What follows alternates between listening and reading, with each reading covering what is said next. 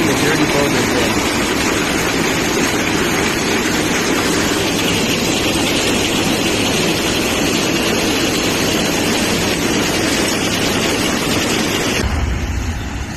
Removing dirt from the boulders.